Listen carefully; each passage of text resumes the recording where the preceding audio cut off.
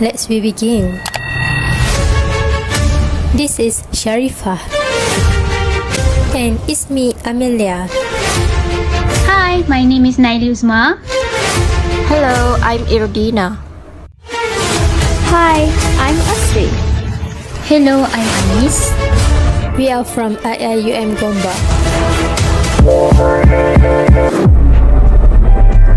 Hey, this is about GDP. What is GDP?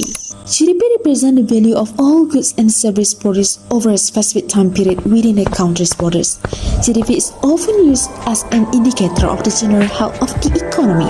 An increase in GDP shows economic growth in certain countries. If GDP is slowing down, it can lead to recession where unemployment and reducing in business revenues and consumer spending. But GDP, like many important indicators in measuring well-being, it is called limitation of GDP. An economy is part of country's economic activity that is unrecorded and untouched by its government, known as black market. Marketing in illegal drugs, human trafficking, gambling, and stolen goods are examples of activity in the black market. Since it is illegal, it is rarely included in the country's reported GDP figure. Growth of GDP is also sometimes accompanied by the pollution. For instance, dirty air, polluted water, toxic waste, and destruction of habitat for wildlife. These environmental costs, not accounted for in GDP, thus overstated the national well-being. Besides, leisure time that we have is an economic good that is not important in GDP. GDP understated the national well-being as the value of leisure time is ignored. Besides that, increase in product quality, GDP only represents shift in the quantity of production and not provide a response to the quality of output. For example, because of technological advance, smartphones and cars nowadays are more quality than 50 years ago.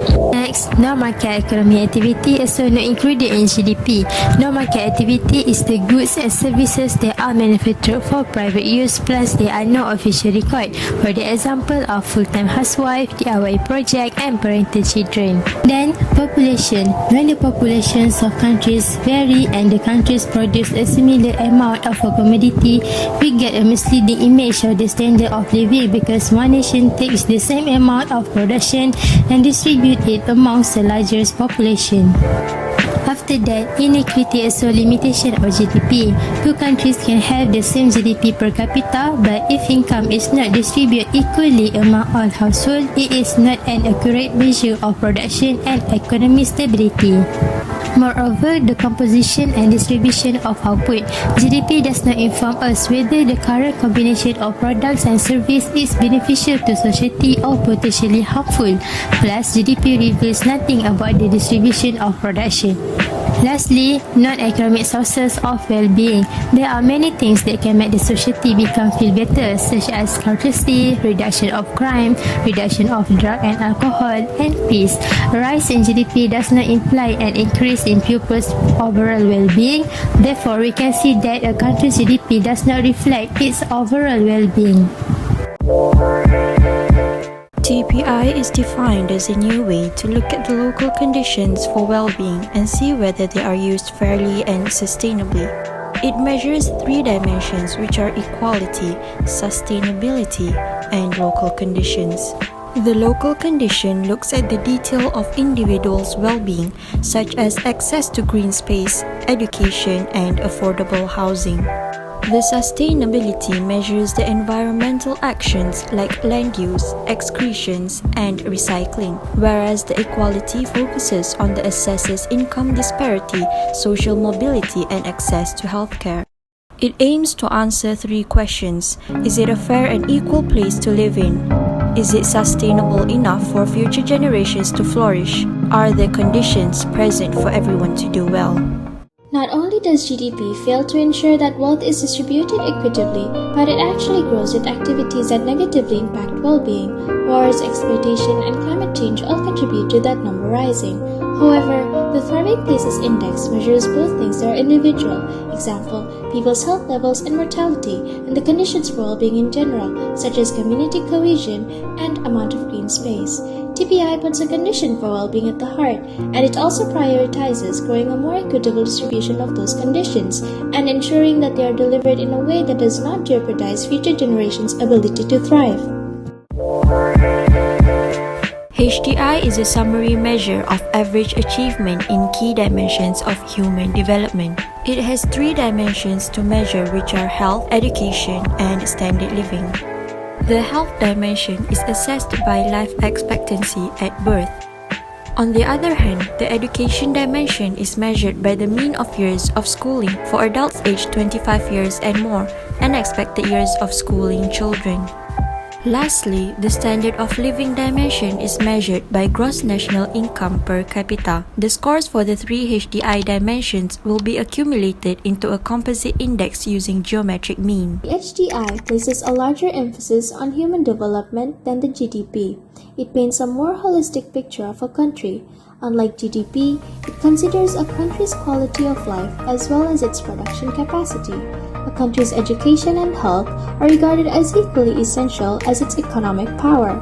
HDI compares expected and actual mean years of schooling so that countries may discover where communities fall short of expectations and figure out what can be done about it.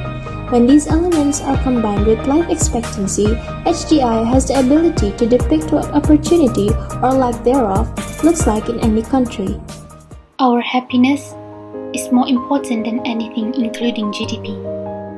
This is because human resources are the subject of all activities in the world. Thus, maintaining the health and happiness of humans are equally important as maintaining GDP.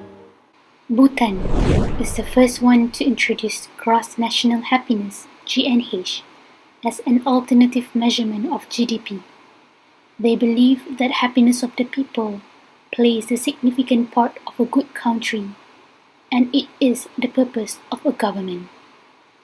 The indicators and domains of this measurement lies under 4 pillars, which is good governance, sustainable development, preservation and promotion of culture, and environmental conservation.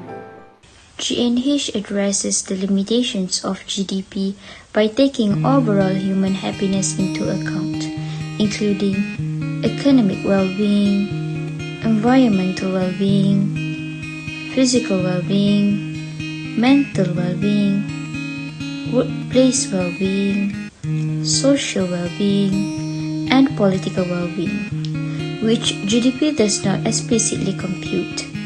GDP assumes that the higher the income and goods available, the happier the people.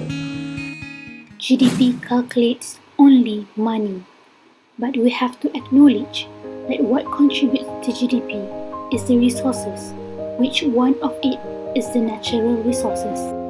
Sustaining and preserving natural resources is important to ensure enough resources for future generations. Due to this concern, Green GDP was created as an alternative measurement of GDP. However, there is no accurate measurement in evaluating and quantifying the cost of natural resources depletion. Thus, Green GDP is more to a help in sustaining natural resources than a replacement to GDP. Green GDP addresses the limitations of GDP by taking the economic cost of natural resources depletion and pollution damages into account, which in turn would influence human welfare, and that's not incorporated in GDP. Environmentalists stated that societies should be able to see how market consumption affects the consumption of public goods like beautiful views, clean air, and clean water. After all, consuming fewer manufactured products now in order to ensure more access to natural goods and services later may be in society's best interest.